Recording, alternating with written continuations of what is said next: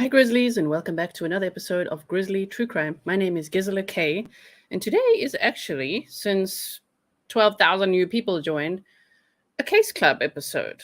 If you're new here, my name is Gisela. I'm 38 years old. I'm South African, living in the Netherlands, and I love talking about true crime. And sometimes we do Case Club, where there's a lot of updates in a lot of cases, and there's a few that I want to share with you. So thank you to the person who sent me this really cute little notepad. Oh, my word, I love it so much. Thank you so much for that. And for those of you who said in the chat you've been missing me, for the last 2 days or so, whenever I last live stream, just know that I live stream almost every day, and I've been live streaming for hours behind the scenes for all my members and patrons. So we went cycling together in the city. We went on a lot of adventures in the last few days, actually. We went on walks and all sorts of things. So that's where I am. If you don't see me here, you'll definitely see me there, just so you know. Hello from Massachusetts, you say, Katie. Hello, I recognize your name. I think you also sent me an email. Thank you so much to you guys for sending me emails about the updates about Meghan Marohn. Thank you especially to Courtney Kimball, who lives somewhere near where this case took place, where Meghan Marohn went missing. If you guys have no idea about the cases I'm talking about today, don't worry. There are videos available on specific playlists for you. So I really hope that if you're brand new and you're like, what is she talking about? I hope you'll check out those videos, because we do presentations, we do map time, we do snarky time, waffle time, and all those types of things. So I know that all the new people are like, what's that? We have a time for everything, okay? We have introduction time. We have waffle at the end, where I waffle a lot because I don't like saying goodbye. I love being here with you guys. So we waffle a little bit. And yeah, we do presentations, we do trial time, snarky time, the whole thing. So I hope you'll check that out. But I just first want to go over some of those case updates, and then I will update you on the Kylie Rodney case, because I know a lot of you that are here right now are very interested in that, as am I. I must say, my anxiety has been way up there with that case because of everything that unfolded on the internet. The speculations were so crazy. They were so wild. They were so like, what, that it was a bit difficult to process and handle and to see it happening. You know what I mean? We do that as well. We do the dance music. Minnesota in the house. Yes, let me know where you guys are tuning in from while I just prepare myself over here. Let me know where you're watching from today. So what I wanted to, let me just quickly go here. Here we go. All right. So I'm going to show you this one. All the times, book girl. We do all the times over here. Everything has a time, right? Okay, so this is a very sad update, but at the same time, I guess it's also a relieving update, because no answers are terrible, right? All right, I'm just checking my messages. Let me know, you guys, if I must slow it down. Mods. Okay, so let me just show you this. So here they say, and this is breaking news in this case. We covered this case extensively here on Grizzly True Crime. I think this would be the third or fourth deep dive episode. We've done 3 deep dive episodes with the updates, and it was just feeling like, oh no, this case, like, are we ever going to know what happened? Now, we still don't know what happened, but at least there's some traction here, okay? Okay, so hold on 1 second before I show you this. I just want to slow it down slightly. Sorry if it annoys anyone. I just want to make sure we like to keep the chat grizzly. That's a slogan over here as well. And most of my slogans, by the way, you can buy merch for it, because a lot of you are emailing, you should have a what range. I have it. You should have an oh my word range. We got that. Check out the merch store, okay? So thank you so much for all your emails, though. Okay, so if you look here, they say police find body of missing Shaker High School teacher Meghan Marohn. Now, luckily, in Case Club, I usually will share articles and things. If I do my deep dives, I show you my presentations, okay? So I'm just going to quickly close this one. We're going to pin this one. We're going to pin that one. Here we go. Okay, so this is just an overview. It's going to catch you up, and it's going to give you the news, okay? So this was breaking news that happened today, okay? Police find the body of missing Shaker High teacher Meghan Marohn. Wow. Massachusetts. Police in Massachusetts have found a body presumed, that's a very important word, and welcome to all the new members, presumed, okay, to be missing Shaker High School teacher Meghan Marohn. Marone, 42, of Del Mar, went missing while on a hiking trip in Lee, Massachusetts on March 27th. So this case, think about it, March. And here we are at the end of August. Wow, right? What's the date today? September. Damn. Sorry. My mind is still in August, clearly. Whoa, that's a long time. Okay. And so there were no answers in this case. They made it public a few hours ago. Okay. Oh, you're talking about Adventures of Purpose? Yeah. Okay. So here we go. According to the Berkshire County District Attorney's Office, a person discovered the remains in a heavily wooded area near a Fox Drive in Lee. The Office of the Chief Medical Examiner took custody of the remains to make a positive identification. Police are still actively canvassing the area and said the evidence collected so far indicates the remains are of Marone. Marone was first reported missing on March 29th by her family.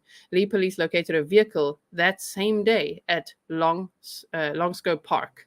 Over the last few months, teams from Lee Police, Lee Fire, the Massachusetts State Police, Lee Barracks, Massachusetts State Police K9 and Air Wing, Massachusetts State Patrol Special Emergency Response Team, Berkshire County Sheriff's Office, Albany County Sheriff's Department, and the Berkshire Mountain Search and Rescue Team have been searching for her. So this is kind of another case where there were so many thousands of man hours and so much searching done. And here a person who went on a hike discovered the remains. Right? So that is, wow. I'm not trying to make you distrust law enforcement. I'm just saying, whoa. If you are a scroll too much. A civilian, just know, if you're a civilian, if you're on social media, if you're a YouTuber, whatever, you can make a difference. You can make a difference, okay? Let me just check. All right. So here they say, police are still investigating the incident. The North Colony Central School District released a statement about Marone, who was an English teacher at Shaker High. The North Colony CSD community is devastated to share that investigators located and recovered human remains that are presumed to be Shaker High School English teacher Meghan Marohn. Meghan was a valued member of our school community, and the news of her death impacts us all. The district is focused on supporting its students, teachers, staff, and the community. The district will be offering counseling services for those who would like to receive support. Details about support opportunities will be shared directly with the faculty, staff, and families. So just hold on one second. Yeah, here's the website. Here's the website, Find Meghan Marohn. They haven't shared the news yet here, but if you haven't seen it yet and you want to learn lots of information about the case, and yes, Stefan, what a lovely person she was, a poet, a teacher, a real, just like an empath, a wonderful person, autistic. Like, I mean, we learned a lot about her in covering the case, and it's just so sad. We still don't know what happened to her, but the case was pretty weird. It was pretty weird, right? Okay, so if you want to go to findmeghanmarohn.com, you can see photos of her. You can learn more about her. You could see, how the case evolved. And I suppose as soon as they officially confirm, as much as they say it's presumed to be her based on evidence that they found, probably what she was last wearing or something like that. I'm pretty sure eventually the latest news should be on here. Let's just see. See, the last one was the 17th of the 5th. And she had taken a break from the high school, like a sabbatical, because it came out later that she was being stalked by someone who worked at the school. So that was very sad to hear as well. Thank you, Bonnie, for your super sticker. Welcome to membership, everyone who's joining. Hey, Jules, being a lurker. Yes, welcome lurkers. I should welcome lurkers too. There's a lot of lurkers, right? Thank you so much for being here. Oh, my word. So I wanted to bring you guys this because, oh, man, when I heard of this news, I was just so sad. I mean, as I say, on one hand, no answers are terrible. But on the other, this is definitely not the outcome that any of us wanted, right? Yeah, she was on paid leave. She was on paid leave, exactly. Wow, that message just flew right by. Hold on one second. Here we go. Hi, Thriving and Beyond. She was on paid leave. I call it a sabbatical because a sabbatical is another word, I guess, for paid leave sometimes, right? Right? I almost took a sabbatical once. But yeah, she was on paid leave. And I believe she had a stalker at the school she was working at. Yes, Rob, exactly. Sad news. Glad they found her though. All right, so those are those updates. Let me just prepare everything else. And of course, you guys know I've got a list. So we tick a box for the list. So that's that update. Oh boy. Just want to quickly clear up some stuff so that I know where I'm at. So we've got Meghan Marohn's updates. Then, if you followed the Naomi Irion case, wow, that was quite a thing that happened last week. Just hold on 1 second. Look at that now. Where is it? Is it this? Nope.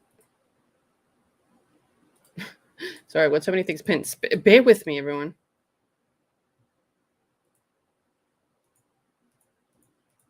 Where is it? Ah, this one. Okay. If you followed the Naomi Irion case, which we also deep dived, we deep dive all the cases, right? But like, whoa, that case was so devastating because we're following the same as you guys are invested in the Kylie Rodney case, I believe. It's like, oh my word, like what happened to Naomi? And so sadly, oh man, the way that she was found, murdered, and everything was absolutely devastating. Now, last week, this report went around that Troy Driver, the person who's been charged with her murder, accused of murdering her. I have to use the correct terminology. He's in jail waiting his next court date, right? Last week, it was reported that some guy that was just released from the prison where he's at, said, oh, by the way, he killed himself last week. And everyone was like, what? And then the Lyon County Sheriff's Department came out with their own statement saying, no, he did not. He's still in jail awaiting his next court date, right? Yes, I love that too. But Penn Dizzy says, beautiful Naomi. I love that her mom pops in from time to time here. I know, right? And Book Girl, I feel you. Exactly. It was really terrible. Yes, thank you for sharing rainbows for Naomi. So if you guys are new here and you missed out on that case, please check out the Naomi Irion case as well. That was so hectic. And we are waiting. We want justice for Naomi Irion. So that's why we're all waiting to see, like, when is this court date? What's going to happen? It's been quite a process, you know. We support the family 100%. I believe they created the hashtag Trust the Family, and I think it's a very good hashtag to use as well. So here they say, driver survives an apparent unaliving oneself attempt. I have to say that in case you didn't know. Content creators say that because otherwise YouTube doesn't like the word and then blocks the stream or suppresses the video reach, and it's just like, oh man. So it's not like I want to talk like that, but I kind of have to. Driver survives an apparent unaliving attempt placed in observation cell. So you see, the news was apparently partly true. Do I know this is 100% fact? No, but this is what's come out today. And I'm like, oh, so it wasn't that like this person left prison and said, oh, by the way, like he offed himself. That would have been devastating because, hello, dude, we're waiting for you to go to trial. Okay, justice for Naomi. You're not gonna do the coward route. No. So they say here, Troy Driver, the man charged with kidnapping, essaying, and murdering Naomi Irion, survived an apparent unalive attempt in the Lyon County Jail and is being held in an observation cell. Rumors that Driver did this began to circulate on social media earlier this week, and on Tuesday, the Lyon County Sheriff's Office released a statement saying the driver is alive, in jail, and awaiting his next court date. However, a source who asked to remain anonymous confirmed the driver attempted to do this by hanging himself in the jail on August 20th. Wow, and that's the same day that all that news went around, right? An ambulance from the Yerington or Mason Valley Fire Department was called to the Lyon County Jail at 9:41 a.m., August 20th, for a report of a male hanging. If anyone's just joining now, we are going to get to the Kylie Rodney updates. I'm just first doing a bit of case club updates for other cases, which I've really wanted to update you guys on as well. So here they say, at 9:41 a.m., August 20th, for a report of a male hanging. Medics arrived and found the man still conscious and breathing, and he was transported to South Lyon Medical Center in Yerington. The source confirmed that the person found hanging was Driver and said Driver tied bed sheets around his neck. Sorry, trigger warning, everyone. I'm so sorry. And to the railing on the upper tier of the jail and jumped over the railing. Deputies also found what appeared to be notes in his cell. Now, I wonder what those notes said.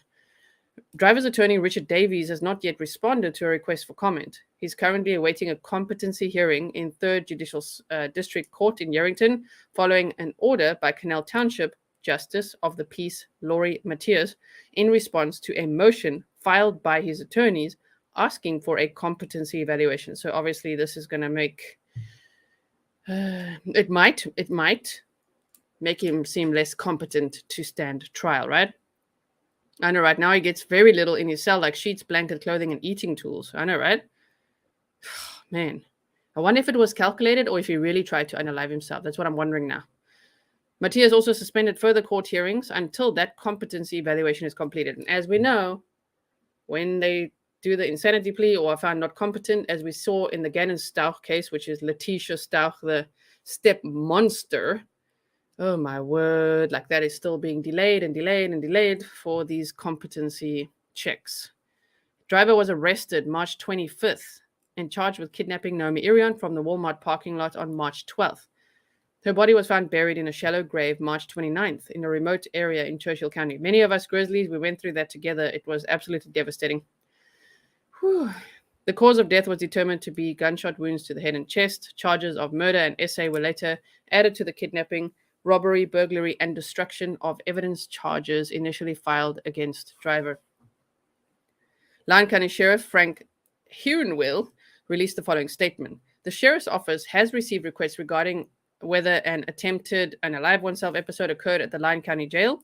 An attempted one is treated as a medical or mental health incident, and if such event occurs, the Lyon County Sheriff's Office may provide medical and mental health services for any inmate involved. Per policy and Nevada and federal law, medical and mental health information is confidential. And then they define the policy. So, they're saying it without saying it, Jessica says, why do all creepy things start at Walmart? I know, right? And that takes us to the next case that's got an update as well, very similar. Do you guys remember Taylor Shea-Business? Oh my word. What she did, she was obsessed with Jeffrey Dahmer, like huge fan of Jeffrey Dahmer, and she herself, while on drugs and with like a boy toy, I don't want to say that he's the victim, right? But she was married and had a daughter, and then she had a boyfriend, and she went to his house. He was living with his mom. And during sexual interactions, she decided to, again, trigger warning, this content is for adults only. I hope you know that by now, True Crime Channel. She decided to murder him by choking him and decapitating him and all sorts of things. It was absolutely terrible. Left his head in a bucket with a blanket over it. And then his mom was calling for him like, hey, man, where you at? Like, what? She heard like the door close. Taylor Shea-Business left the scene. And when the mom was looking for her son, she saw at the bottom of the stairs, I think in the basement, right? A bucket with a blanket over. And she lifted that blanket and there was her son's head in there. I can't even imagine what this mother went through. So this lady, Taylor Shea-Business, can we even call her lady? This monster added a plea Thursday of not guilty by reason of mental disease or defect for allegedly killing, dismembering, and essaying. She did also essay him. So after he died, she essayed him. Wow. With objects and things. After essaying Shad Thyron, her trial was postponed indefinitely. Now that is, what the family must be going through is horrendous. To just indefinitely postpone justice, wow. She's charged with first-degree intentional homicide, mutilating a corpse, and third-degree SA. Shea-Business has been scheduled to stand trial on October 24th. That would have been next month. But that was cancelled on Thursday. We don't believe the trial date is realistic, said defense attorney Quinn Jolly. With the addition of the so-called insanity plea, Judge Thomas Welsh ordered a psychiatric exam to determine if there's support for the mental disease plea. The parties will return to court on October 3rd to review the psychiatric issues. No trial date has been scheduled. If the case goes to trial, a jury would first be asked to determine if Shea-Business is guilty of the crimes charged. If she is convicted, the same jury would hear a second phase of the trial to determine if she should be held responsible for the crime based on her mental condition. If the jury holds her culpable, remember, Dahmer tried to do the exact same thing and he did not win the insanity plea, so I don't know how she's gonna. Hope she doesn't, but anyway. If the jury holds her culpable, she would be sentenced to prison. If it determines she suffers from a mental disease or defect which rendered her unable to tell right from wrong, she would be committed to a secure mental health facility. I'm just going to quickly read this last bit so that you guys are on the same page with me in this case that was so shocking. I have this also on my playlist and things like that, so go check it out if you haven't yet. It's worth a watch.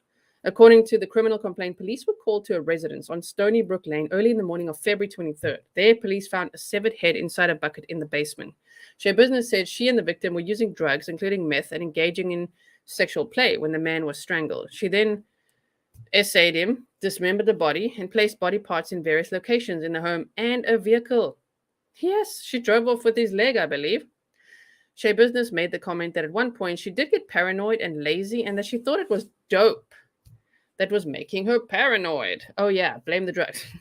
Not the obsession with Dahmer or you literally decapitating him and cutting off his genitals, right? Wow. Police say they took Shea-Business into custody later on February 23rd at an Eastman Avenue residence. She removed an electronic monitoring bracelet hours before the murder. Oh.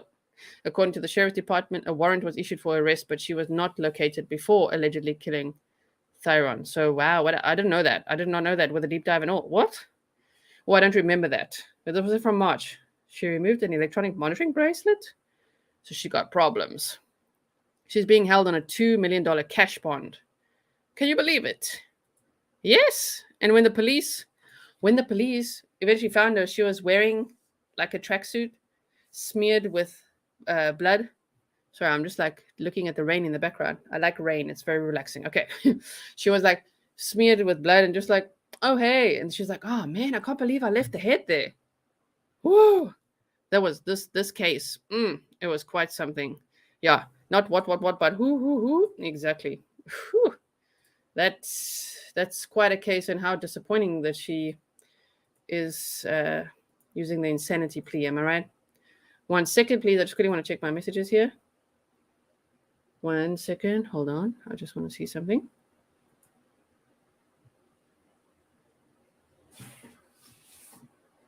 Okay. Thank you. I see that, guys. I see it. Okay.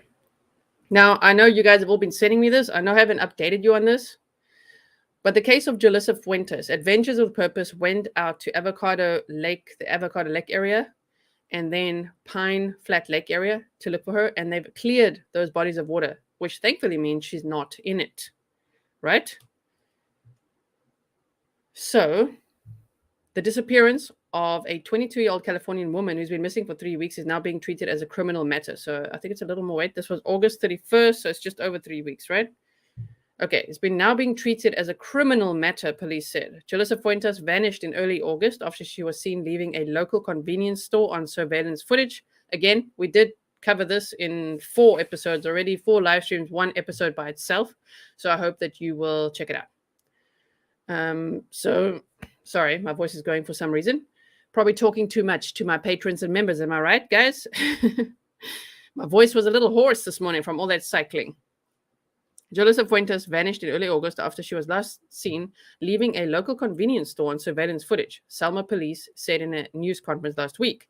Thank you all, by the way, for hanging in there with me. I know some of you are just here to hear the Kylie Rodney updates. I really appreciate you just being here with me. We will get to that in a moment. Okay, so Police Chief Rudy Alcarez said the lack of a digital footprint has raised suspicion the missing persons case could be part of a crime. To this point, there's nothing overtly that leads us to believe that a criminal act has occurred. However, Ms. Fuentes has been gone a long time, and this is not familiar or not normal behavior for Ms. Fuentes. So we are treating this as a criminal matter. So hashtag trust the family, right? Fuentes' family reported her missing on August 7th. Kylie was reported missing on August 6th. So it's the same weekend, right? After she went home from a family gathering before dawn to collect some belongings, she was last seen driving a 2011 silver Hyundai Accent, police said. Officers, with the help of family members, scoured an area west of Selma in Fresno County, including with the use of drones, he noted. Right? Okay, you love all the updates. I'm so glad. I just know there's a lot of new Grizzlies, and you might be like, what is she doing? Case Club. We're doing Case Club. Welcome to it. We don't really have a set day or time for it. We do it when there's lots of updates in lots of cases, and you can get it all here in one place. Usually kind of weekly, but, it depends on what's happening and what case we're covering. Am I right? Oh, my word. Officers were also able to get a ping on her cell phone that led them to the northeast part of the city of Sanger, days after the report was filed. Police believe her phone went through that city and up into the Avocado Lake and Pine Flat area. So that's why Adventures with Purpose went there. The phone is now either turned off or went dead, which has prevented cops' ability to trace it, the police chief said. We've gotten several tips that we have followed up on, and none of them have led us to Ms. Fuentes' location. The search for Fuentes has included help from the Fresno County Sheriff's Office, the Fresno Police Department, and the FBI, Alcaraz said. Law enforcement agencies have flown helicopters and spent hours in off-road vehicles driving around the Pine Flat area. Independent divers, Adventures with Purpose, we're going to get to all the updates as well, have even joined the search. The same group helped find the body of 16-year-old Kylie Rodney in a Northern California reservoir earlier this month. Fuentes' aunt, Sandra Archuleta, called the divers' arrival a blessing and honor to have them here. So thankfully, welcome to membership, JDR. Thankfully, they were able to clear those bodies of water, which I think is really great. Actually, it's actually really great news because it means, yeah, she could still be out there, you know. Natasha, hello from New Zealand. Hi. We are still going out there and searching. We are looking into hiring a private investigator. We are not going to stop until she's home with us, she said, right? Alcaraz has praised the family for getting the word out about their missing loved one. So I'm just ticking off as we go. This one is Jolissa, yes, and we're going to tick that off here. We've done Taylor's Shea-Business as well. All right. Again, we're working our way through. We're going to get to those updates. Also, for you guys who followed the case of Irene Gakwa, the search for her still continues. She's still missing. Sorry for this writing being quite small. She has been missing since February 24th. But now, thankfully, if you guys follow Soldier Mom WY on TikTok, you can see lots of updates there. I am monitoring the case, and they've got cadaver dogs out there now to help in the search. They're getting the whole community together to search for her as well. So please continue to share Irene Gakwa's story as well, okay? Go check out the episode and just share that. Use hashtag Irene Gakwa so that a missing woman from Gillette, the day, what I can tell you quickly is the day that she went missing, her boyfriend bought a 50-gallon drum, like a blue drum, and a whole bunch of stuff that's super suspect. Like if you've ever seen red flags in your life, yeah, these are the red flags. That it's just like, oh my word. So yeah, sadly, so you have a 55-gallon barrel. Another release requested information. Yes, okay, wait. Police were asking about a 55-gallon barrel left behind. They haven't even found the barrel. Like, oh my word. And he was burning something in the backyard on the day. Hey, Belinda from Inikop. Welcome. South Africa. Oh my word. Can't believe I haven't watched AWP yet, but it's on pause. Whoa, Megan, that means the world to me. What? That's amazing. Wow. Thank you so much. Now, before we get there, look, we're going to get to the Kylie Rodney stuff now. I just want to see. This one we've seen. We've seen this apparent attempt, yes. That was for map time, but we don't know the exact road. Okay, wait. So the last thing we saw this one. The last thing before we move on to all the Kylie Rodney updates is this case right here, which I've been monitoring. Hey, Brian Enton, everybody. I think there's still a Brian Enton emoji, right? Yeah, that's not sus at all, book girl. Just buy a 55-gallon drum and then burn something in the backyard. And then Irene vanishes. And then the boyfriend drained all her bank accounts. Yes, he's sitting in jail on unrelated charges, but they need to find Irene Gakwa. Okay, so missing woman seen running on surveillance. I don't know if you guys have been following this. This is about Juana Arellano. And News Nations at least covered this, but I just want to bring this to you real quick. It's 3 minutes long, okay? So let's just quickly catch up on this case, and then there's no new updates. I've been watching, but I just want you to be aware of it so that we can at least share it. Story tonight, it's a mystery. Did a mother from Illinois drop everything and leave her 3 kids, or did something else, something sinister happen to her that is now keeping her from her family? It has been 10 days since Juana Irion was last seen, and her family is becoming more and more worried about her by the hour. 32-year-old Juana Irion posted almost daily on TikTok documenting her weight loss and racking up comments from admirers. On the day before she disappeared, her last post was an eerie nighttime beach scene with the words, "You did it." Yes, but at what cost? I lost everything. The next What? Are you following, guys? day, on August 21st, Juana reportedly left her house around 9 at night, saying she was getting a drink, but she never showed up at a nearby bar. About 2 hours later, it's believed she can be seen in this security footage, first walking and then running past a local elementary. Now watch this, because this footage is so strange. And remember, she has 3 daughters. So it's very strange how she's walking and then suddenly running. School. Police say they located another video clip from a short time later showing her getting into a car voluntarily with 2 other people inside. Through a translator, her sister insists Juana would have contacted them if she was okay. She don't feel that she's safe because it's been so many days and she hasn't communicated, not even to her daughter. Clinton police say it appears Juana left the area voluntarily, absent any evidence of criminal wrongdoing. But in a statement to News Nation, the chief says, "We will continue to investigate any new information or leads that may lead us to Juana's whereabouts for the purpose of verifying her safety and well-being. However, future investigative efforts must balance public safety and an individual's right to privacy." Anybody who gets a lot more attention, may be at more risk. We asked cybersecurity expert Alex Hammerstone about Juana's online presence and what role prolific posting can play in personal safety. He says while social media platforms now strip geolocation metadata from photos and videos, the risk still becomes heightened. When you start to share these pictures out and you get these concerted efforts to find out where someone is, generally someone's going to know where that location is just by the photo. It is absolutely critical for all of these That's pretty scary, right? cases to be put out. Gia Wright is the founder of Missing Person Awareness Network, and she says the search for Juana needs to continue until her family has answers. There always is somebody that knows something. It is your responsibility as a human to say something. And late today, the chief of police shared with us that Arellano Garnica contacted her sister, but that phone call could not be authenticated and the case is still open. Chief. What? Contacted her sister. Oh my word. Allegedly. Gina says, "Love your accent and your no-nonsense approach." New subscriber. Welcome, welcome. Flowers asked that if Arellano is able to contact law enforcement wherever she might be, to please do so. And he also says that Juana is not in trouble and he will keep her location private. If you have any information on the disappearance of Juana, you can contact the Clinton police. So there's the number, 217-935-9441. Okay, if you have any information about Juana Arellano Garnica. My word.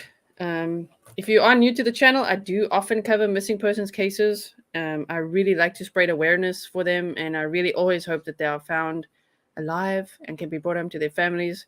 Of course, a lot of us, as Grizzlies, especially if you've been here from the beginning, we immerse ourselves in these cases, and it can be really devastating when they find the missing person deceased, like Kylie Rodni. It's really disturbing that they found her right there where her phone last pinged. More than 2 weeks later, in her vehicle. Like, oh my word. So we will look at all those updates. Are we ready? Are we ready, everyone? Okay. So, stand by. We will look at that. Okay, so let me start with this. Kylie Rodni updates. Okay? Thank you, Angie. I've avoided all case updates. That is so sweet. You guys are so sweet, on my word. There's been a lot of updates, a lot of stuff going on. Fiona, thank you for your New Zealand $10 super sticker. Thank you so much. Okay, so on the Find Kylie Rodni page, you could see that thankfully, because remember, Kylie's mom deleted the post, a lot of her posts about the community gathering, but it is happening.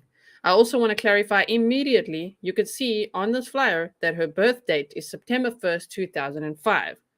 I also was a little confused, especially when you guys emailed me and was like, wait a minute, it was 2006, which was initially shared on some of these articles and things. I remember seeing it with you guys and I'm like, what?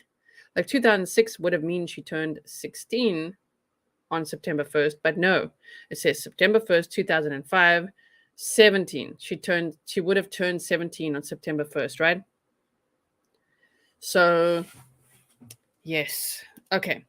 Kylie May Rodney, September 1st, 2005 to August 2022, right? So here they say, gathering to celebrate life, love, and community. September 10th, 2022 from 1 to 5 p.m., Truckee Regional Park Amphitheater. Local music and ceremony. All right? Gathering to celebrate life, love, and community. Kylie's disappearance allowed our community to share unbridled love, support, and compassion with one another.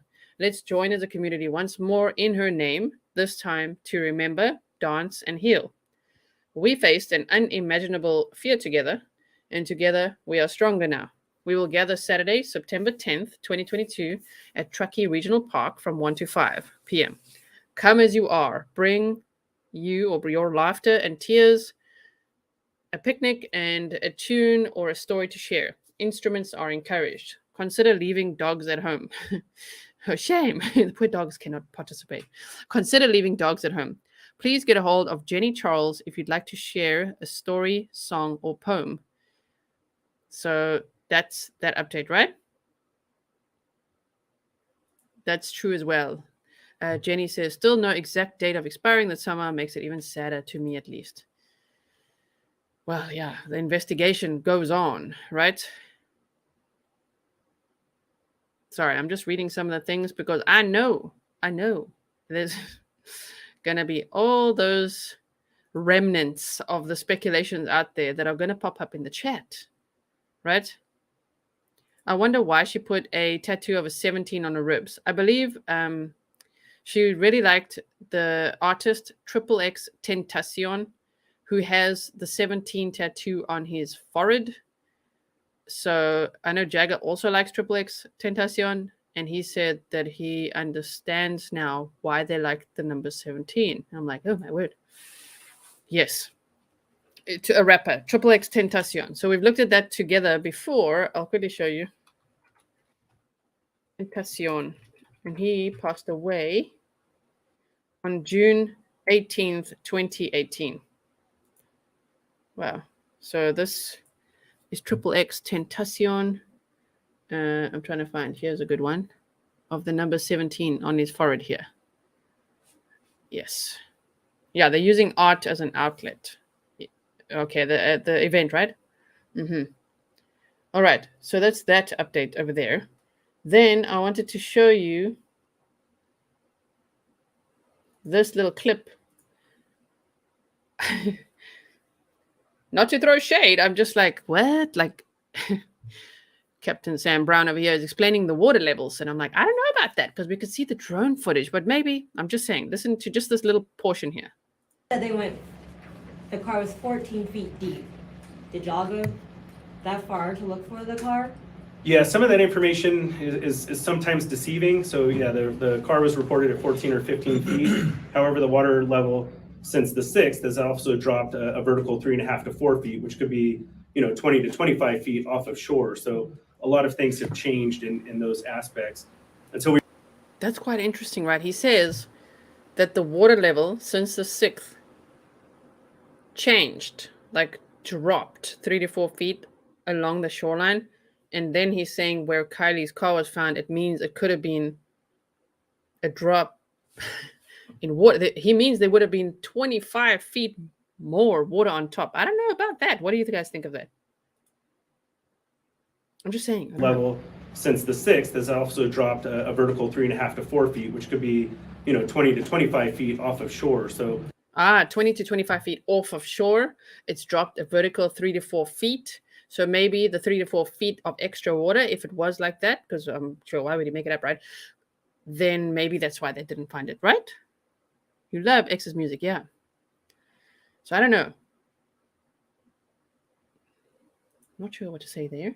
Then I wanted to show you here, because I know you guys, whoa, there's still such a debate. There's still such a debate going on about the vehicle. So Like, luckily, Adventures with Purpose has been on a lot of streams. They've been like jumping on to make sure, especially when they can see a stream is going in a certain direction where misinformation is starting to spread. Then I see they're on high alert. They monitor the stream.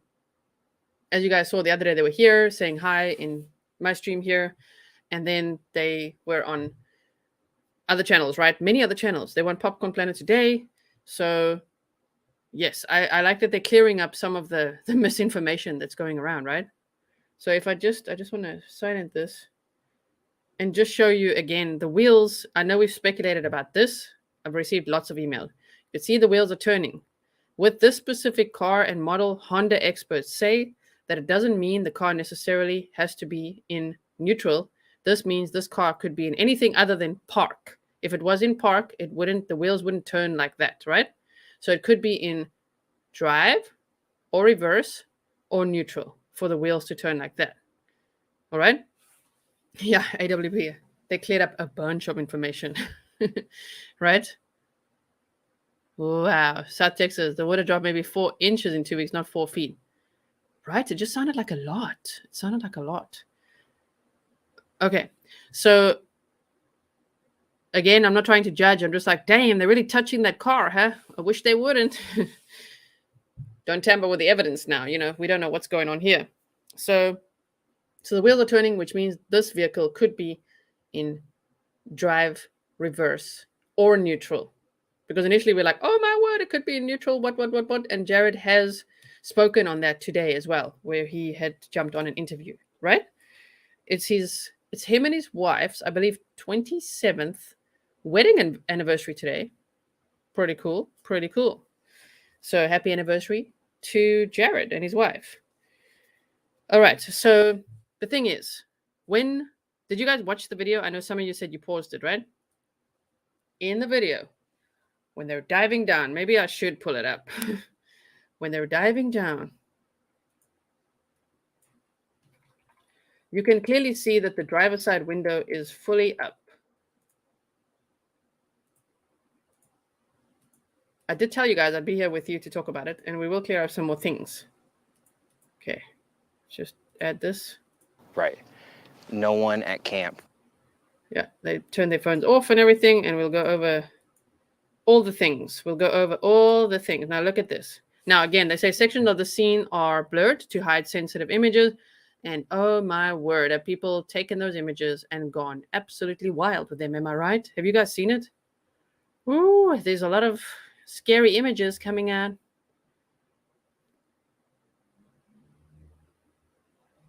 Hey, Life, what's up? Kylie would know how to work the car. Maybe it wasn't her. That's why the person asked the tow truck. True as well. Yes, even when the car is moving backward. Okay. So if we just look at this, again, they say here, viewer discretion is advised.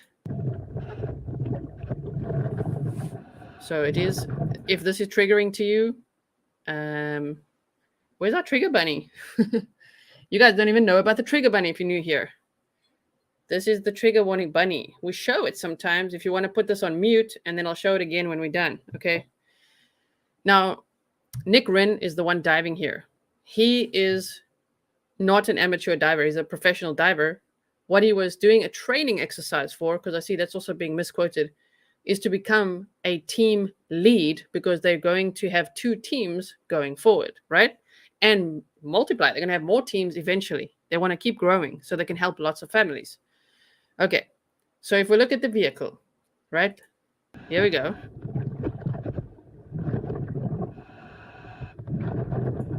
I find this incredibly scary. I'm just letting you all know, right? She only had the car for about a month, yes. Now this breathing that he does, you can just hear the shock, honestly, because he's like suddenly like, oh my word, because you can see the license plate, and he's like, whoa, this is Kylie's vehicle. I see the vehicle and the license plate. We have just found Kylie's vehicle, over. 10-4.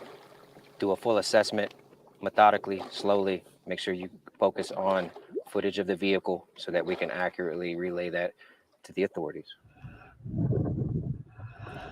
Okay, so remember I showed you a picture before of, can you see my mouse? Yeah, this is the Ram sticker that they always told us about, right? So we could see there's the Ram sticker over here, right above the Honda sign, and 8YUR127. It's actually really scary when you cover a missing persons case.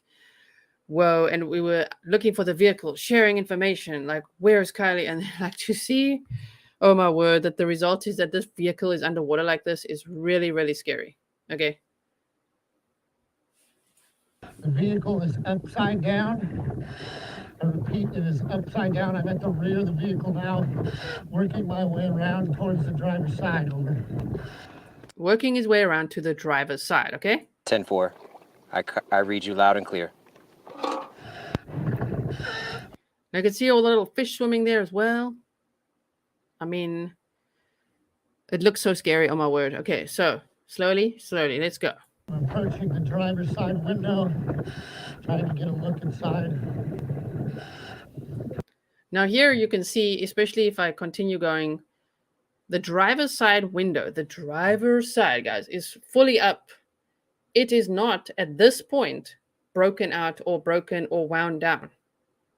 So when law enforcement flipped the vehicle, which appears to have been flipped over the buoy string, because that's kind of what's like dangling over the mirror and all that. Yes, they broke the mirror, and they either rolled the window down or broke the window. All right. Magali, we don't need to write in all caps. Chill, chill, chill. He's breathing differently in certain sections. That's what I mean. Okay, so thank you also to everyone who has sent me photos. Photographers have been working very hard on cleaning up some images and things. So thank you for sending me stuff. Yeah, there it was not broken. So here, just to clarify, because if you watch the full video, when they're on land talking to Kylie's father and grandfather, Nick Wren then confuses which window was fully up. He was like, the passenger side, and then, so, but it was here. You can see it clearly in the video that the driver's window is fully up as they find the vehicle upside down.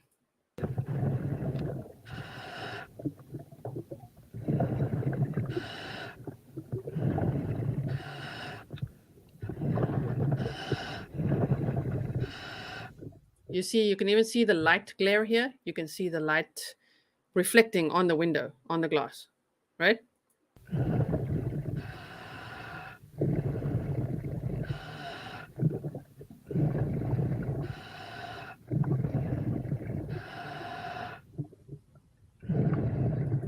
So I don't know if you guys, I don't know. I don't want to speculate too much because it's really going wild online, but this does look to me a little bit like a hoodie or something. This, it looks like material to me, but I'm not sure. Of course, we don't know. Fiona, thank you so much. And Gigi, thank you so much as well. If you guys are joining membership, please remember to check out the community tab. There's a lot of streams this week that we've done, walks, cycles, things like that, gone to the canal. We went for a boba tea as well. I've never had boba tea in my life. So I went there so I could try it. Of course, in honor of Kylie Rodney, because she worked at a boba tea store. Tom, late for the parties. How is everyone doing? Thank you for supporting the channel. Okay, so you can see the light reflecting off the glass here. So the driver's side window is up.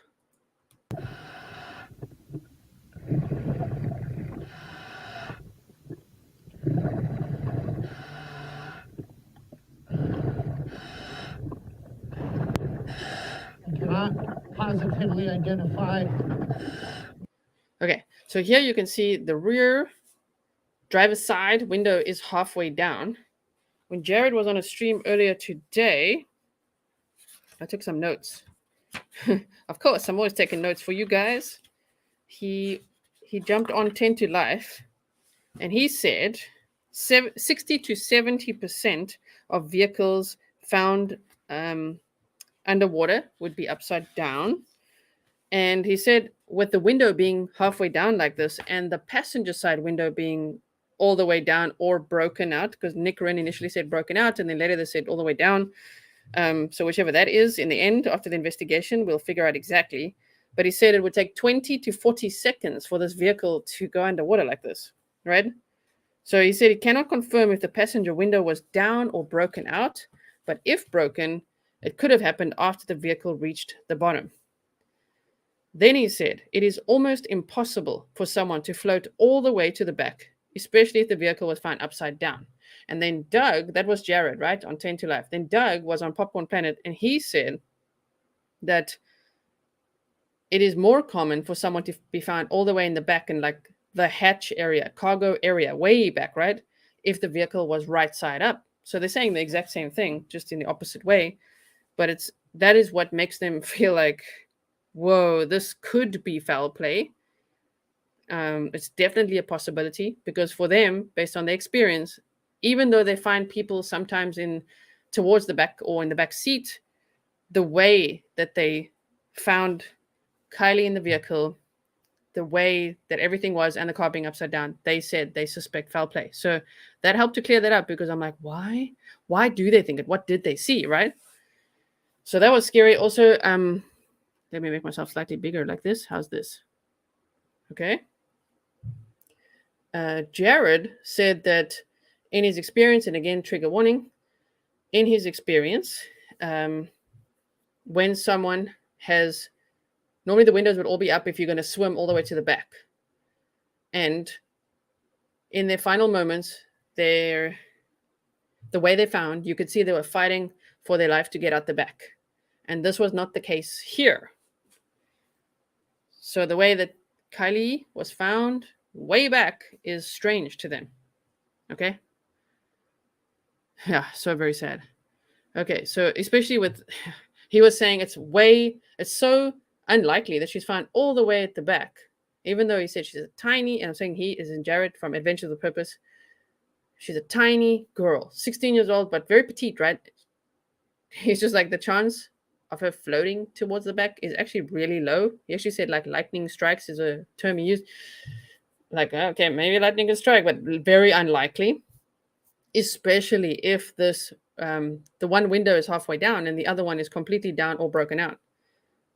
That would then make no sense to him. So that is very scary. That really does sound like foul play. Right? Anybody inside yet? I'm looking in the back now. 10-4. Take your time. Be safe.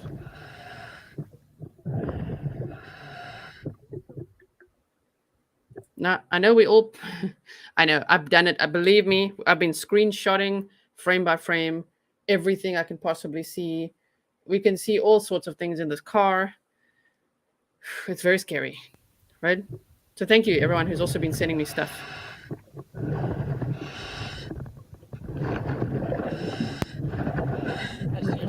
Sorry, I just want to pause this. Kelly, do you also see the Odd Future hoodie? Is that what you're talking about? Because what I see as well, because I've done the slow-mo frame by frame, I saw the MacBook charger. I don't know if I saw the MacBook, but it looks like it could be a hoodie in the car. The white one, the Odd Future one. Amy, they didn't answer this very clearly. Nick Wren saw her shoes. That's how he realized, whoa, there's human remains right way back. So I would assume at this point, carefully assume, if she's wearing shoes, she's probably dressed, but they didn't confirm that. They didn't confirm that, right? Shoes in the back. I'm moving my way towards the back window. 10-4. I read you loud and clear. Can they blur that out? For those of you asking, this is the video from Adventures with Purpose, how we found Kylie Rodni, murder or accident. Jared, who started Adventures with Purpose, was very clear that they wouldn't put a title like this, murder or accident, just for clickbait, if they didn't think there was maybe murder or foul play involved, right? Okay. So that's what we're just quickly watching here together. So go check it out because it was members only for 2 days and now it's free for everyone to watch. So you can go and watch it, right? I have talked about Meghan Marohn. So please go back to the beginning if you want to see the updates on that. Meghan Marohn, Troy Driver, Taylor Shea-Business, Jolissa Fuentes, and Juana Arellano.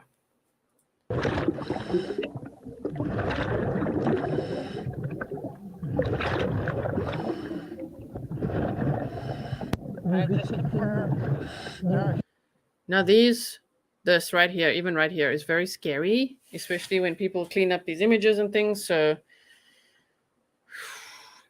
man, I don't know if you guys have seen it. I'm going to make myself slightly smaller here so you could see. human remains. Okay. I don't know if you could see, but they blurred it out. But wow. In the vehicle, over. 10-4.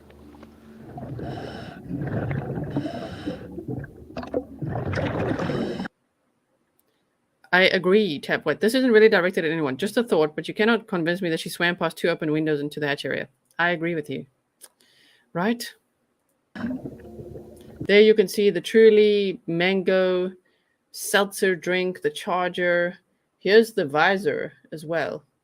And this, you see again, I see this material thing. This looks sort of like the hoodie. I'm not sure. I'm not sure what that is. Teddy Bear, are you lost?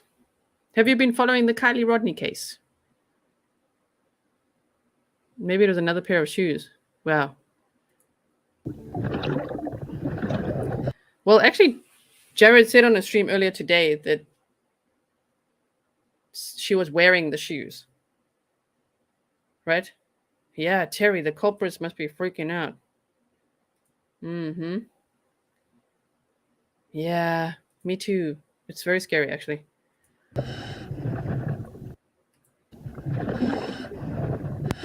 The passenger window is broken out.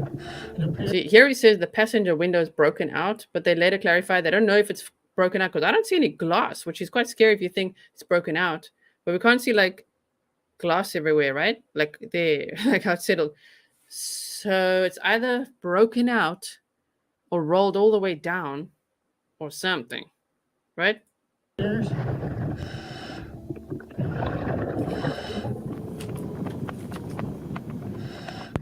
Rear driver's side window is halfway down. Copy that. Rear driver's side window is down. Line the line and turn top side.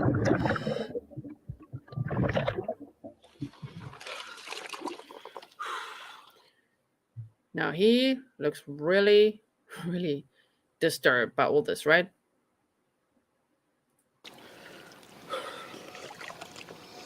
Yeah, the window's gone. Yep. Sorry to interrupt this moment. I want you guys to see this. Frisco Chick says that window is completely gone, not just broken. And it's kind of also how Jared was wording it, like, whoa, that window is like, he doesn't know if it's down, broken out, but it's gone. It's like not there, right? That's what we do it for, brother. Good job. Good job. It's positive, you know? All right.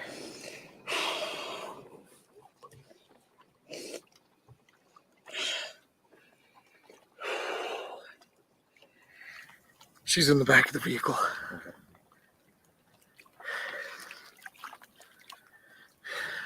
She's not in the driver's seat.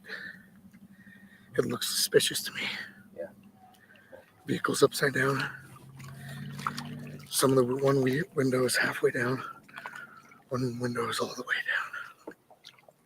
Okay.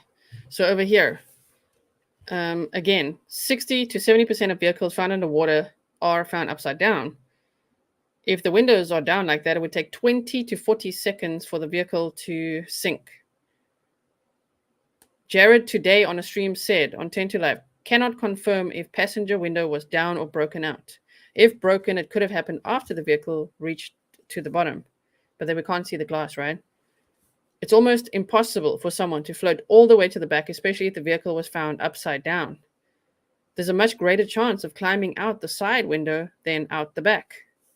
When asked what percentage does he believe foul play is involved, he said he can't say a percentage, but he thinks that foul play is definitely a possibility, especially based on the car being upside down and her being found all the way at the back. Eventually, the information will come out, Jared said. They have 2 other videos, but they're not sharing it yet because it could ruin someone's life. That's based on Tow Truck Guy. And then we'll clear up the... They said the tow truck footage and audio has been locked down. They can't confirm if the tow truck guy, couldn't confirm that on a stream, if he saw Kylie and that vehicle. Remember, the tow truck man said Friday or Saturday or Sunday. But he thinks it could have been Saturday at 11 a.m. So that would be like, oh my word, was she still alive after being reported missing and all that, right? Or after going missing. But Jared said it could have been Friday as well, right? So there's that. Doug later said on a stream today on Popcorn Planet, that road is not a wrong turn kind of road. It is a possibility that it's still an accident, but some things don't add up. The FBI involved also says a lot, is what he said. And he said, this is Doug Bishop now. It's common if the vehicle is found right side up for the person to be found at the back. It's not common if the car is found upside down for the person to be way back like that, all the way in the hatch, as in cargo area, right? They said the mom, Kylie's mom, had a media and law enforcement wall around her, so they couldn't talk to her or reach her.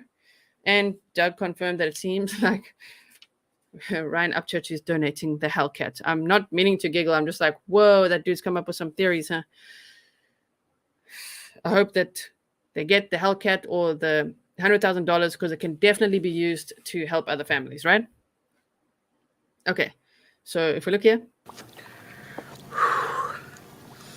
Call the authorities. We help families all across the nation, and when we find out, they are notified first. So we're going to notify them first. My very next call will be to local authorities. Okay, so to clear that up, they cut that out, by the way. The video now is 47 minutes and 11 seconds.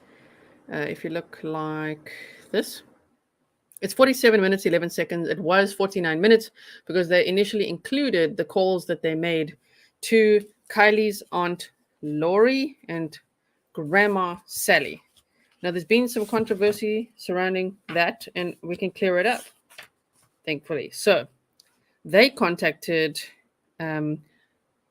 Lori Niman and Sally, I believe, also Niman, which would be, I believe, from what I've gathered now, related.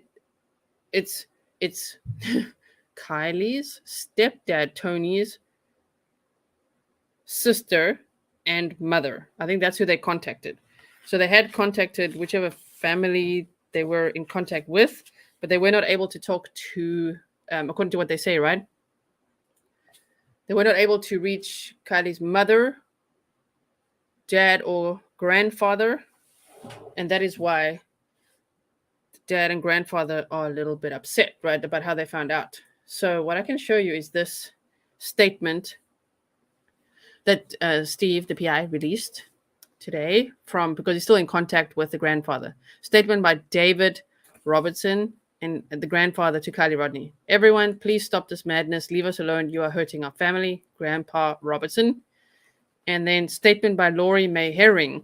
You see, that's a different Lori, different spelling, aunt to Kylie Rodney.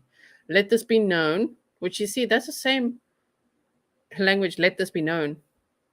The same as the post that Kylie's mom made, that you guys all said was debunked, is apparently back on the table as not debunked. It was actually real and shared with friends only, but has since been deleted. But she also started with, let this be known. Adventures with Purpose never contacted me, Aunt Lori, by phone or email. I return all missed calls. I found out about my great niece when two friends sent me a text as it was posted on social media by AWP. I received an email from my brother, David Robinson, later that night informing me that she'd been found. I am outraged that AWP say they contacted me, Lori Mae Herring. But now, today, it's been cleared up that there's two Loris in the family. So Lori Mae Herring was not contacted, but Lori Niman was contacted and Sally Niman was contacted. Okay, I also want to know, where did AWP get phone numbers? Not too sure. Not too sure. So there's that. Let me just tick that off as well. I've got all my little lists over here. So hold on one second. We've got the family contacted. So I understand why Kylie's grandfather, and I've heard snippets of his calls with Steve, and he was very upset. He's very frustrated, very upset about how he found out that they'd located Kylie's vehicle, and then Kylie's remains inside. And as we know, he was sitting there on the edge. And for all you guys saying, but there's photos there, they contacted them because they were there. Well, they found out through Steve and then on social media and then rushed to the scene. And then they were sitting there and everything. So I understand why they feel frustrated about that. But just know that some family members were contacted. That's Lori Niemann and Sally Niemann. That's what we know so far, right? We don't know that the tow truck driver info is verified by the sheriff. That we don't know. Yeah. Lori and Lori. So the one that Adventures with Purpose contacted is LAU. No. The one that Adventures with Purpose contacted is LORI, Niemann.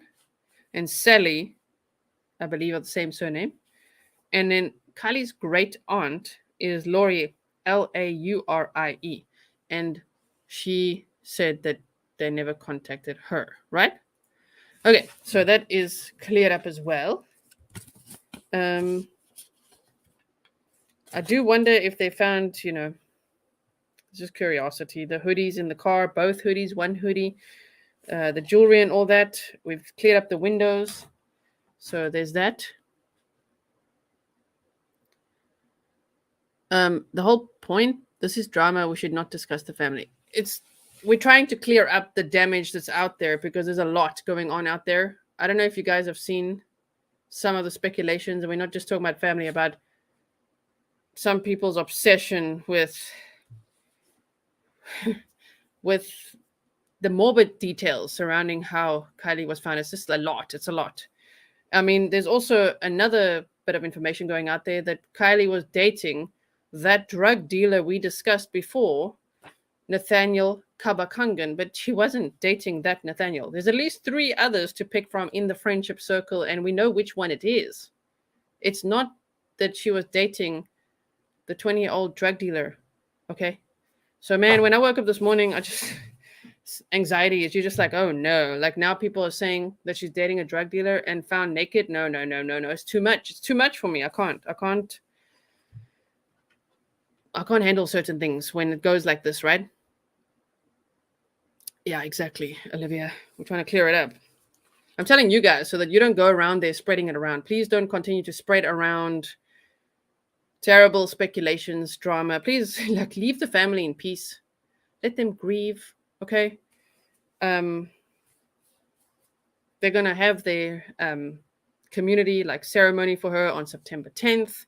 This case is still very hard to deal with, very recent, and that's definitely not the outcome never mind the family, expected. Wow, 16 years old, and right before his 17th birthday. Oh my word. And it's just like, I don't know, this case affects me a lot. It's very, very, I don't know what to call it. It gives me anxiety, a lot of anxiety. And as you guys know, I keep it drama free. I don't do drama. And I'm fiercely protective of victims of crime and their families. So, yes. Oh, man. That's just horrible. It's just horrible. I can't even, there's so much more I could say, just of oh, you really want me to call out all the, I can't even address it. It's too stressful. I'm scared to open Twitter these days. I'm really scared of what is going on. So we've cleared all that up. Based on the tow truck guy, what do you guys think about the tow truck guy? The tow truck driver. This guy's story right here. The timeline makes no sense to me. You've seen it, right?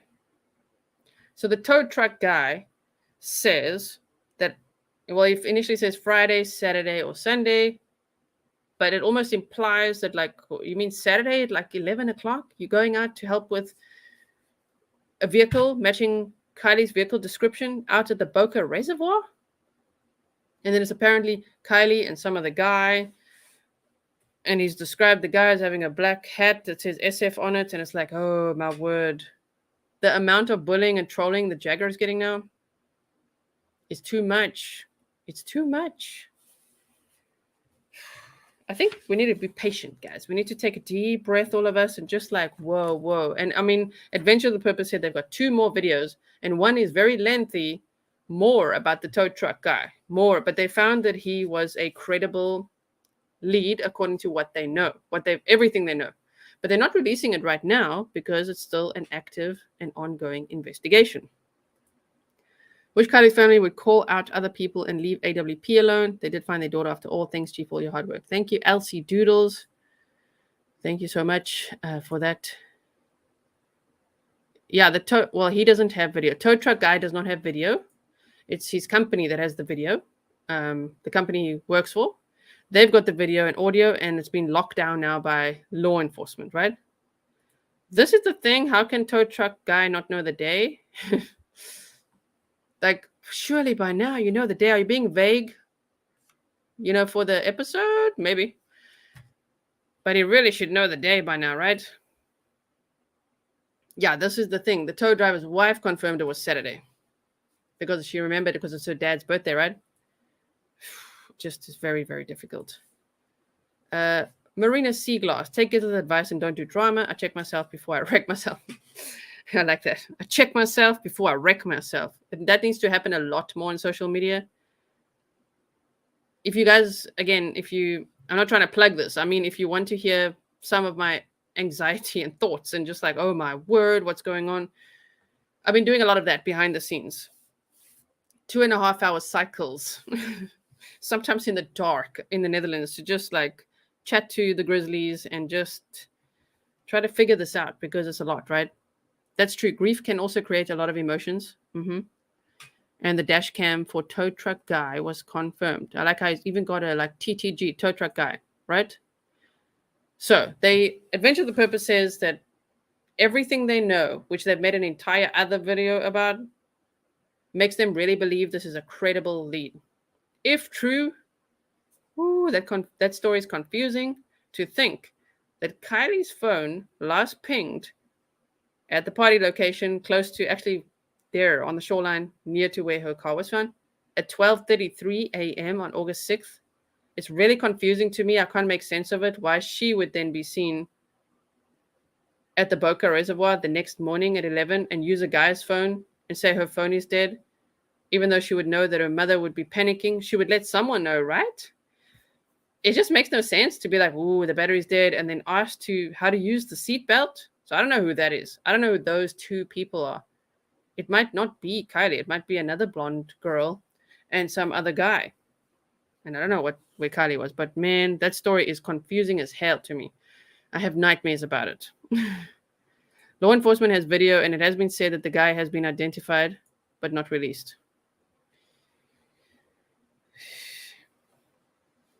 Oh, my word. We could say that about Chris Watts, am I right? I'm not trying to compare the tow truck guy to Chris Watts. I'm just saying people on camera, that's not like convincing to me, but you just never know. I don't mean to laugh at this, but you're right. It's more alarming that a teenager would let their phone die. Well, true, right? So yeah, share your thoughts, right? Jagger text, don't do anything stupid, and then she disappears. Oh man, it's quite something, huh? And the thing is, obviously, Jagger is texting back and commenting back in anger or just making people more and more suspicious because someone asked him on Instagram, so I believe that tow truck guy has identified a guy that sounds just like you. And he said he's not worried because Kylie didn't contact AAA. Now, how would he know that? I'm like, oh, no. Like, he gonna need some PR help at this point, a parent to step in to be like, okay, don't say that, because it just sounds, the more that he talks, it's just like, oh no, people are really going for him. Please don't do that. If you're a Grizzly, I would say just take a chill pill, because we have to leave it to law enforcement. You know what I mean? We can't go in there and comment and be like, you're guilty and you did this and this and this, because we don't know. Innocent until proven guilty, and law enforcement will prove it if this is foul play. Am I right? I'm focusing on this comment right now. Love your bike rides. Thank you. Oh, my word, you guys. Tow truck guy actually said he's out of state even. He doesn't live in Truckee. Maybe he lives in Reno. You might be right. They would have it. The law enforcement is looking at the FBI is working the case, but this could take time, right? Okay, I wanted to address this one. Why was Sammy renamed Swammy, who broke the passenger window? But the thing is, when she went from Sammy to Swammy, after we addressed it, an hour later, she went back to Sammy. And I'm like, oh. So maybe they're watching. Probably. Oh my word, you guys. Okay.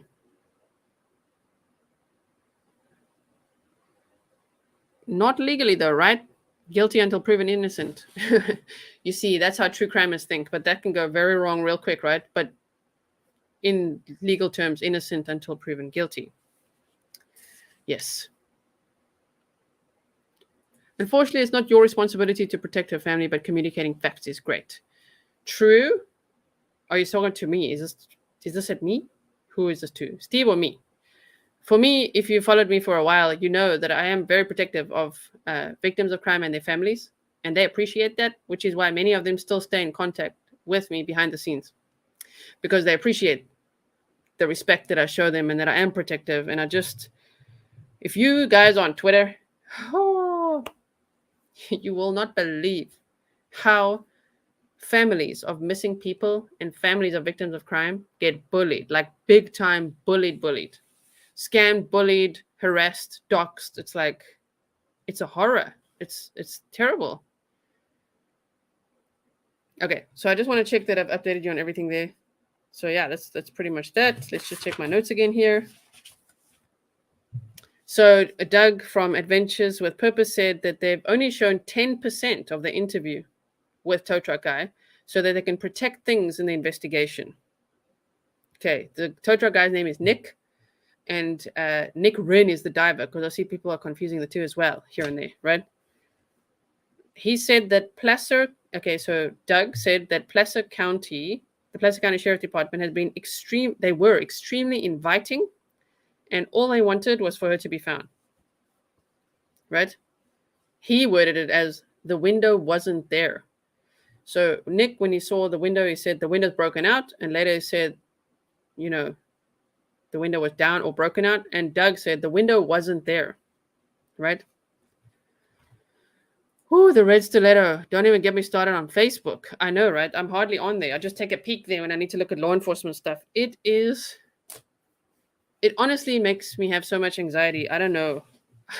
Sometimes I don't know. If you don't see me for a few days, you know why. I'm just like, I can't deal with it. I can't deal with watching how families of missing people or families of victims of crime are, but I mean like hardcore bullied. They're going through enough already, you know?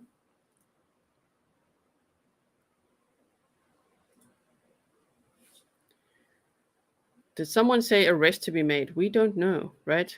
Did the tow truck guy not say the vehicle was the same as Kylie's? He did say the vehicle matched the description of Kylie's, and that when he saw the missing person's flyer, he was like, oh my word, like that's the girl that I helped, you know? So there's that as well. Okay. Now, Shelley's saying broken out. I'm just reporting on what Adventures of Purpose said, because Doug, Jared, and Carson have all been on streams, and we've got to pay attention to what they say, right? So Doug said the window wasn't there. Jared said he doesn't know if the window was broken out or wound down or not there. And Carson, unfortunately, messed up which windows. He was on a stream too. J.M. Brink, thank you so much. Small change with big things. Wish I could send more. Thank you so much. Sammy is not a kid. She's 18 and an adult, so she should be lawyering up. Yeah. Right? Exactly. Be respectful to the family. Everything is purely speculation, and speculation is getting a little out of hand, you know what I mean? Until the head of this investigation has shared their knowledge and information with the family. So yeah, I'm definitely not going to be updating you daily with all the drama and what about this and what about that and have you considered this? I will be reporting on news when there's actually news. And as we know, the toxicology report and full autopsy and that, they said 4 to 6 weeks. So that could still take a while. And sometimes, as we see in other cases like Cassie Carley's case or many other cases, it could take a while. It could take a while, right? Yes, Mikey's mammy. Doesn't it make you so stressed? If you guys are seeing it, I get really stressed. Oh my word. Yeah, Jagger is 18-2. That roadside assistance update is hectic spanner in the case. I agree. That is a very scary one, isn't it?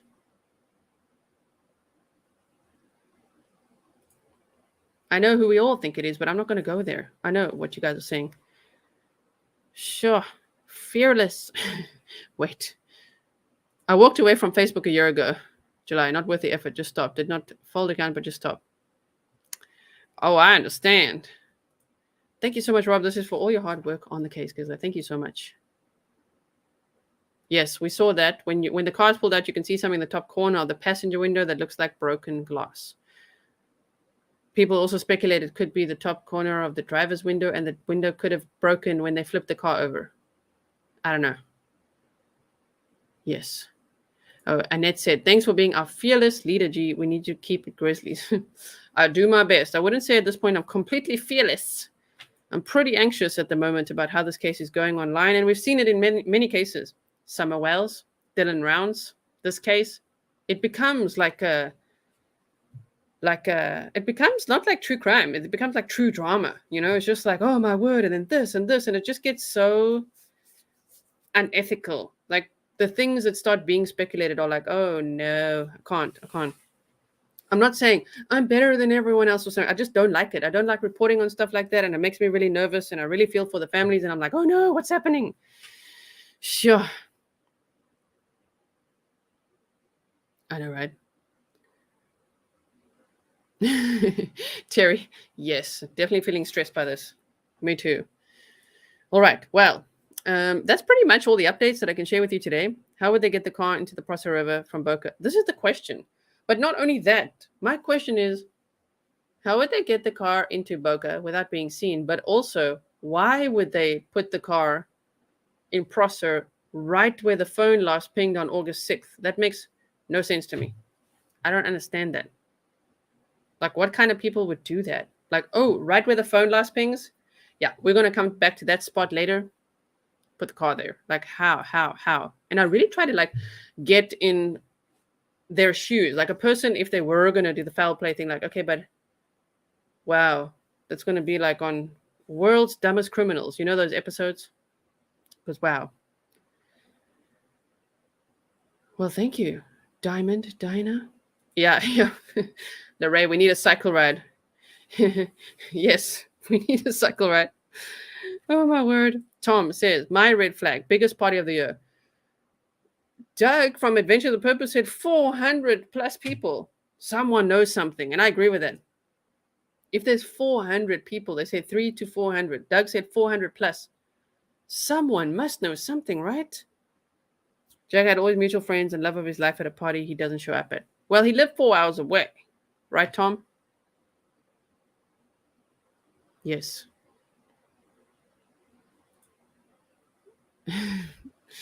Twitter is the worst. You know what the problem is? Twitter is also really great for like breaking news and stuff, right? Actually, thank you, JDR. I did hear about that, and I want to cover that quickly. I forgot about that. Sorry. Wait for it. I had it pinned and everything. Where is it now? Come on. We go to my Twitter page. Here's my Twitter page at Grizzly Gisela. You can follow me here. And they say Tennessee Bureau of Investigation, TBI. Have you seen this woman or vehicle? Eliza Fletcher was abducted this morning in Midtown Memphis while running. She was forced into a vehicle. There is no known direction of travel. Tips, call at MEM Police Department at 901-528-2274 or 901-545-2677 or TBI at 1-800-TBI-FIND. So this is the flyer they show. And how, man, I hate cases like this. Oh no, she's just going for a jog. What happened? So here they say, can you see it? Age 34, female, white hair, brown, eyes green, 5'6", 137 pounds, missing from Memphis, Tennessee. Missing since 9/02/2022, so 2nd of September, right? Eliza Fletcher is a 34-year-old white female, 5'6" tall, 137 pounds with brown hair and green eyes. Eliza was last seen wearing a pink jogging top and purple running shorts. Eliza was last seen at approximately 4:30 a.m. I mean, damn, she got up so early for a run in the 3800 block of Central Avenue in Memphis, Tennessee, and was forced into a dark-colored SUV. There is no known direction of travel. If you've seen Eliza, please contact the Memphis Police Department at 901-528-CASH or TBI, 1-800-TBI-FIND is the easiest to remember, I think, right? This is a great attitude to have, Vicky. You say, I have theories on what could have happened, but we will wait to see what happens from the investigation for Kylie. You belong in the grizzly den. Wonderful. Thank you so much. Exactly. We have to wait to see what happens with the investigation, right? Yeah, and oh no, a jog, that is so scary. I just like when people are doing the right thing, they're staying fit, you know, going for a jog at 4:30 in the morning and then pushed into a dark-colored SUV. That is very scary. Here's the color of the car. You can just see a small picture of the car. This is an actual vehicle. So if you look up Eliza Fletcher on social media, you should be able to find information on this as well. That is very scary. So we'll monitor this case as well. I've got it written down. I'll let you guys know if there's any more updates in that, okay? Thank you, Tom. Okay, so let me do this. Okay, let's address this quickly. Why would the boyfriend miss the biggest party of the year with his girlfriend?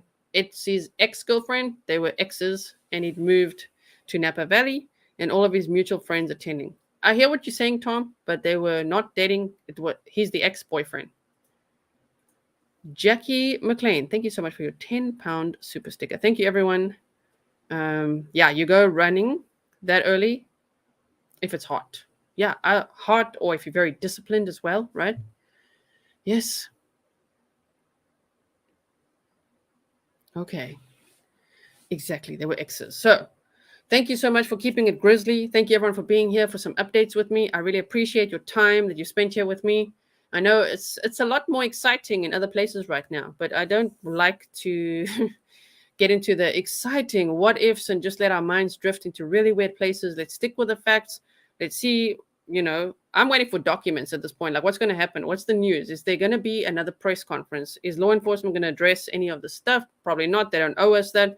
I think the next thing we'll get is probably, if we get this, and we are not owed this either, would be the toxicology reports to confirm Kylie Rodney's cause of death, to confirm, you know, was it foul play or not? I think that we would publicly know at some point.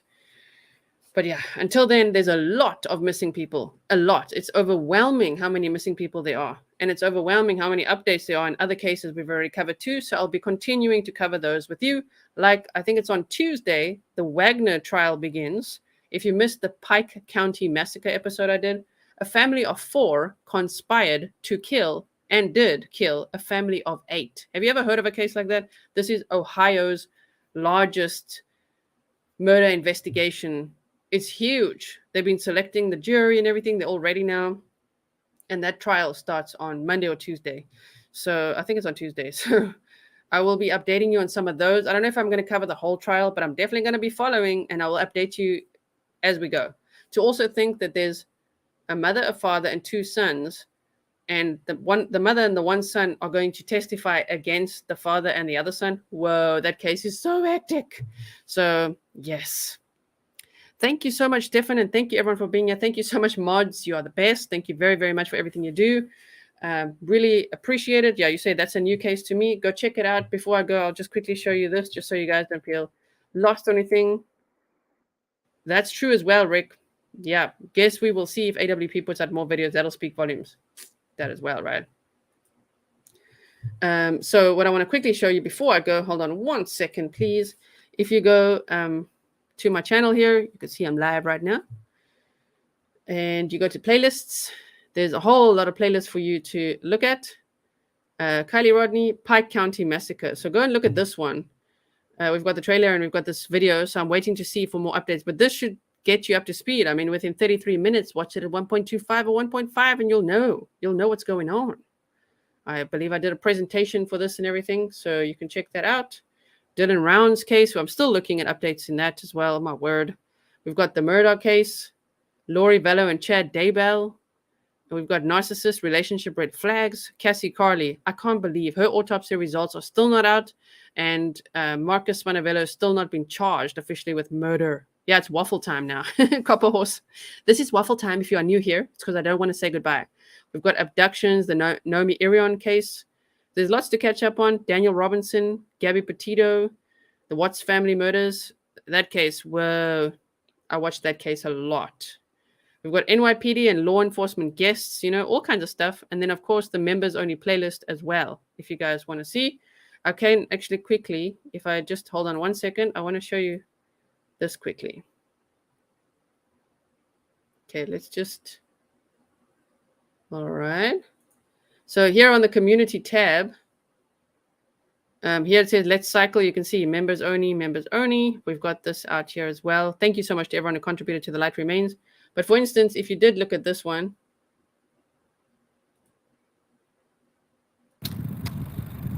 I've been screaming my head off because the sound sometimes the replay quality is not the best. I'm trying to figure that out.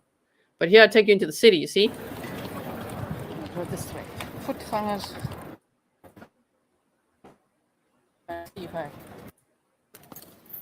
Oh yeah, I took you guys to that hotel. He visits Utrecht in 1540 and 1545. And in 1545, he stayed here in this former monastery, presently known as the Grand Hotel. You see? I cycle you around the city and all that. 4 courses. Oh, is 80 euros. Look at the gates. Look at the gates. It's K for me. Because of the K. As if. But you guys, that's what I do mostly on members, but especially on Patreon. There's a lot more perks on Patreon if you want to join there. But yeah, I've been doing a lot of that. So if you don't see me here, you'll probably see me over there.